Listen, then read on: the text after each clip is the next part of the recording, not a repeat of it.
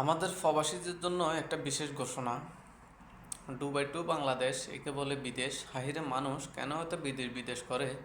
Visa দিতে একটু দেরি হলে যেন গায়ে আগুন জ্বলে। যদি বলি ভিসা একটু ধৈর্য ধরো, তখন বলে শুধু এটাকে একটু জলদি করো।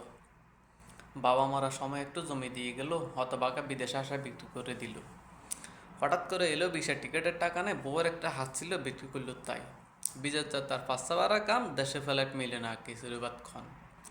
কষ্টে কষ্টে 5টি মাস হলো তার ফার, দেশে টাকা ডাব করলো 32,000। বউ তার আত্মফার এত টাকা পাই, সবার কাছে গর্ব করে জামাই ডুবাই। হঠাৎ করে কানান দিল ডুবাইয়ের সরকার, বাংলার মানুষ বাংলা অফার নেই তোমাদের দরকার। প্রথম প্রথম দেশে যাইয়ে গল্লিপ বেঞ্চন করে নেতাগিরি, কদিন পরে দেখি তারে টানে আকিস বিড়ি। তার সাথে চলা যায় না বিদেশি সেন্টার বাস, কদিন পরে দেখি তার মাথা নেয় তেল গায়ে গামের বাস। অথচ 2.5 লাখ টাকা দিয়ে ব্যবসা করলে ঢাকা কামাইতে পারে সেই বিদেশির টাকা। সবার কাছে এই অনুরোধ, কেউ না যাইও ডুবাই, কেউ না যাইও বিদেশ। জেন থাকলে দেশে করো ডুবাইয়ের কামাই।